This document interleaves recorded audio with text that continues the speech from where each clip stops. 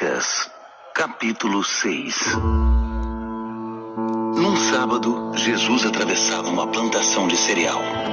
Enquanto caminhavam, seus discípulos colheram algumas espigas, as descascaram e comeram.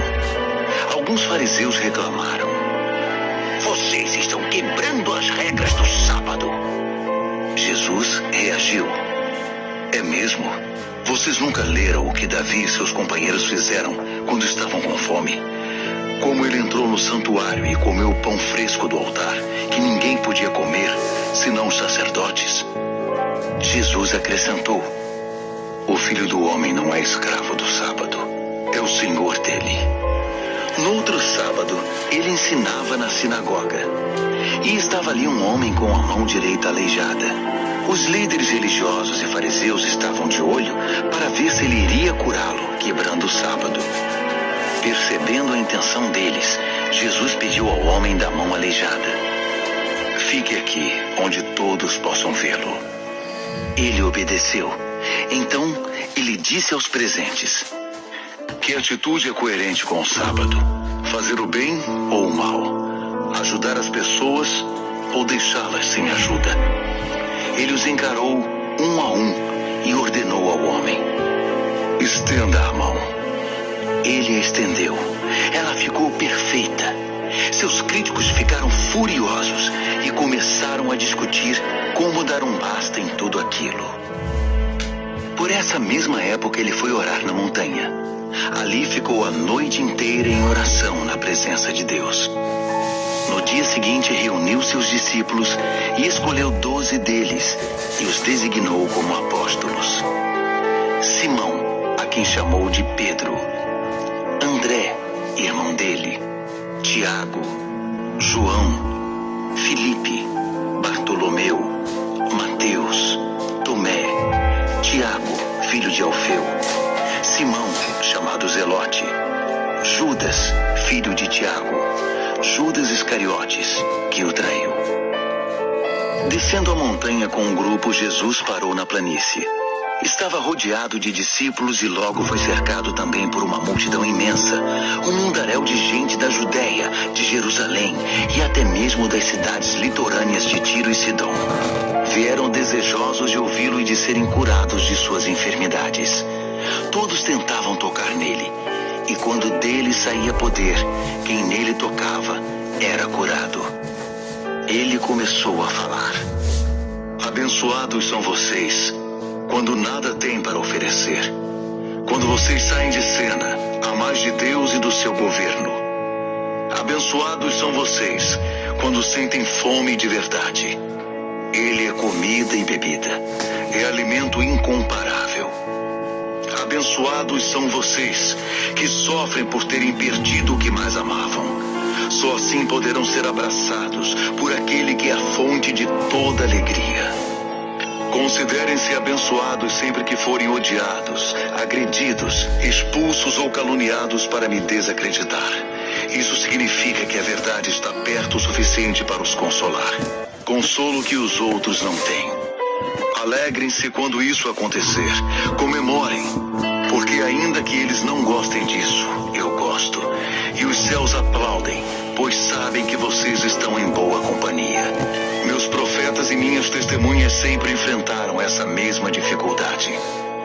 Mas coitados de vocês que amam os seus bens materiais, vocês não receberão mais nada.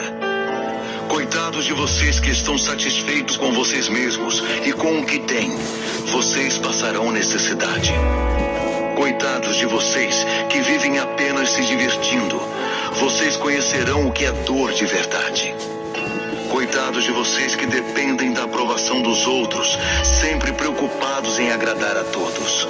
Essa escravidão compromete a sinceridade.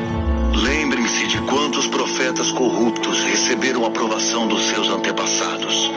Não repitam o mesmo erro. A vocês que estão preparados para a verdade, digo o seguinte: amem seus inimigos. Deixem que tirem o melhor de vocês, não o pior. Se alguém fizer mal a vocês, reajam com a força da oração. Se alguém bater no seu rosto, ofereçam-lhe o outro lado. Se alguém tomar a sua camisa, deem-lhe de presente o melhor casaco. Se alguém aproveitar-se de vocês para levar vantagem injustamente, aproveite a ocasião para praticar a vida de servo. Nada de pagar na mesma moeda. Vivam generosamente. Aqui está um guia simples e objetivo de conduta. Pergunte a você mesmo o que quer que os outros façam a você, e então faça o mesmo a eles. Se tudo o que vocês fazem é amar apenas quem é amável, que recompensa esperam receber? Qualquer um pode fazer isso. Querem uma medalha por cumprimentar apenas os que são simpáticos com vocês? Qualquer pecador desqualificado age assim. Vocês estão apenas esperando algo em troca? Só agem quando há interesse e lucro? O pior dos agiotas age assim. Digo a vocês, amem seus inimigos. Não esperem retorno das suas doações, nem da ajuda que prestarem. Garanto que nunca irão se arrepender. Assumam sua identidade criada por Deus. Procurem imitá-lo. Vejam como ele se relaciona conosco, como ele é generoso e bondoso, mesmo quando fazemos o mal. Sejam bondosos uns para com os outros, pois o nosso Pai age com bondade com vocês. Não bombardeiem de críticas as pessoas quando elas cometem um erro, a menos que queiram receber o mesmo tratamento. Não pisem nos que estão por baixo. A situação pode se inverter. Tratem todos com bondade e a vida será muito melhor. Entreguem a vida, vocês a receberão de volta. E não só isso, o retorno será cheio de recompensa e de bênçãos. Dar é o caminho, não ganhar. Generosidade produz generosidade. Ele citou um provérbio. Pode um cego guiar outro cego? Não caem ambos no buraco? O aluno não ensina ao mestre. O importante é escolher com cuidado aquele que será o seu mestre. É fácil ver uma mancha no rosto do próximo e esquecer-se do feio riso de escárnio no próprio rosto. Vocês têm o cinismo de dizer: deixe-me limpar o seu rosto, quando o rosto de vocês está distorcido pelo desprezo. Isso também é teatro. É fazer o jogo do sou mais santo que você, em vez de simplesmente viver a vida. Tire o cinismo do rosto, e então você poderá oferecer uma toalha ao seu próximo, para que ele também limpe o rosto. Ninguém colhe frutos podres de uma árvore boa, nem frutos bons de uma árvore doente. O estado do fruto indica o estado da árvore. Lembrem-se de que vida produz vida. O que conta é o que vocês são, não o que dizem e fazem. Isso se comprova por seus atos e palavras. Por que vocês estão sempre dizendo Senhor, Senhor, mas nunca fazem nada do que digo? As palavras que digo não são meros adendos ao seu estilo de vida, como a reforma de uma casa que resulta em melhora de padrão. Elas são o próprio alicerce, a base da sua vida. Se vocês puserem essas palavras em prática, serão como pedreiros competentes que constroem sua casa sobre a solidez da rocha. Quando o rio saiu do leito e investiu contra a casa, ela nem oscilou. Foi construída para durar. Mas se vocês usarem minhas palavras apenas para fazer estudos bíblicos, sem nunca aplicá-las à própria vida, não passarão de pedreiros tolos, que constroem sua casa sem dar atenção aos fundamentos. Quando o rio transbordou e avançou contra a casa, ela ruiu como um castelo de cartas. Perda total. Capítulo 6. Depois dessas coisas, atravessou Jesus o mar da Galileia, que é o de Tiberíades. Seguia-o numerosa multidão, porque tinham visto os sinais que ele fazia na cura dos enfermos. Então subiu Jesus ao monte e assentou-se ali com seus discípulos. Ora, a Páscoa, festa dos judeus, estava próxima.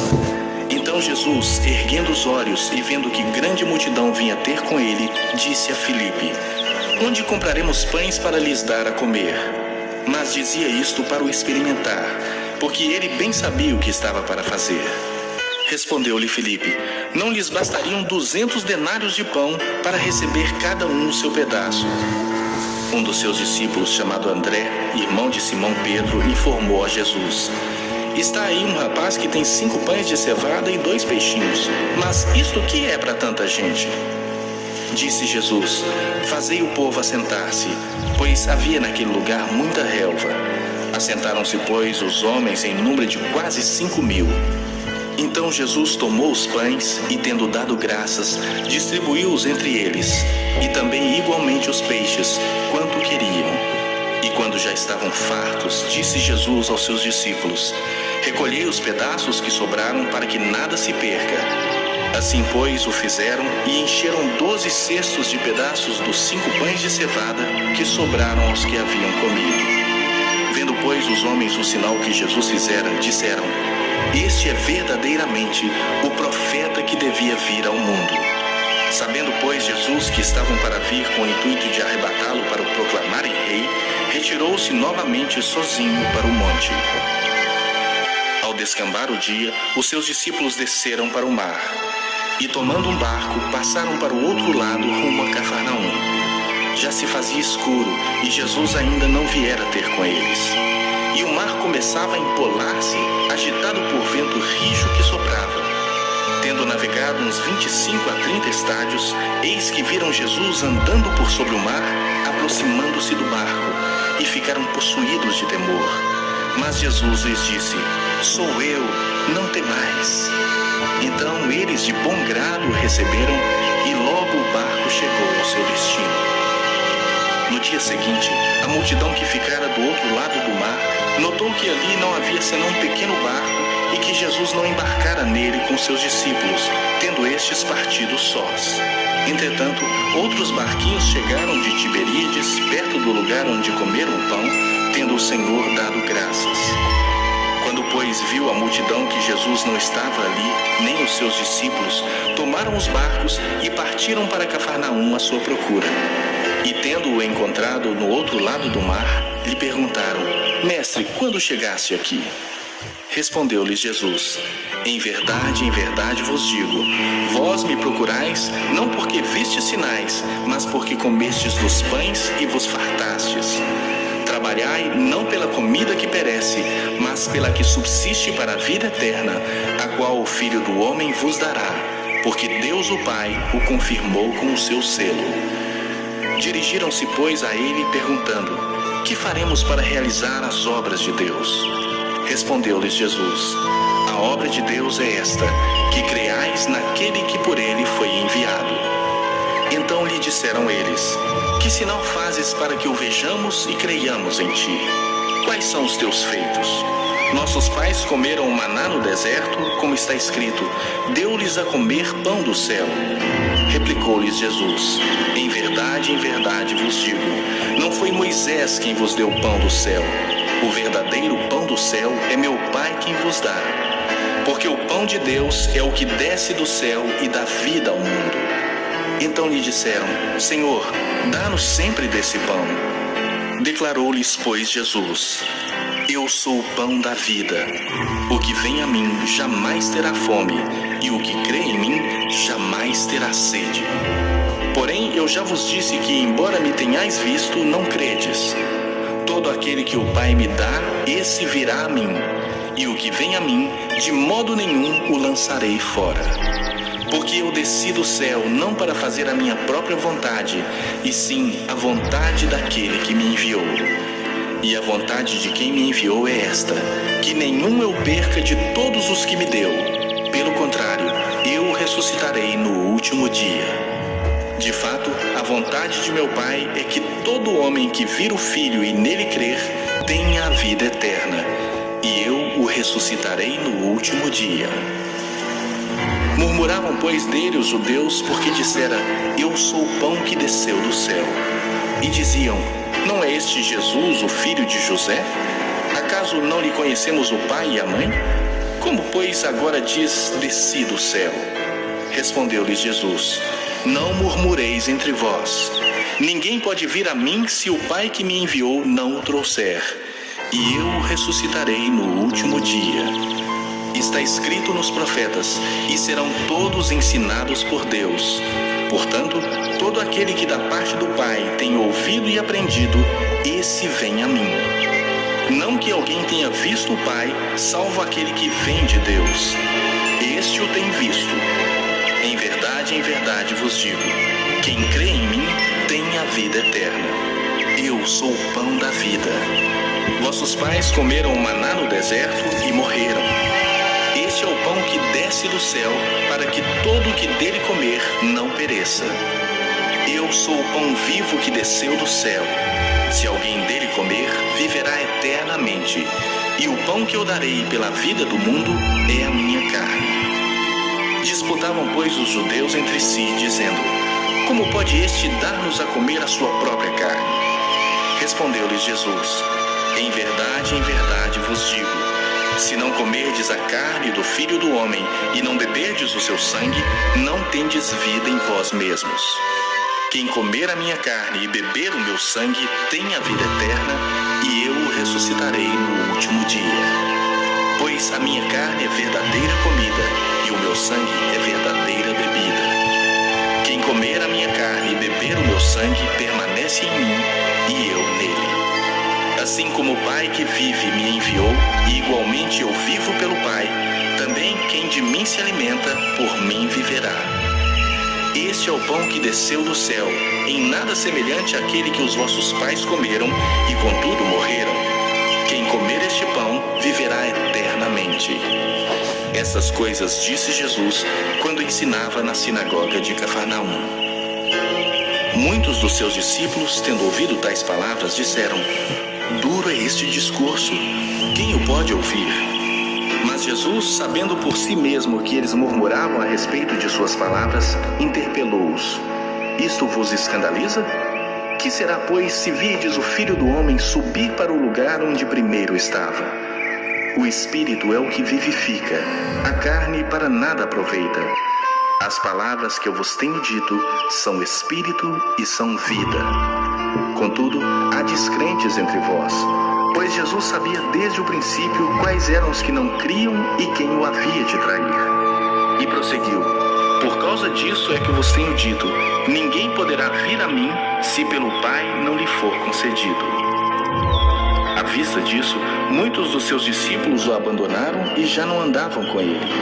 Então perguntou Jesus aos 12: porventura quereis também vós outros retirar-vos?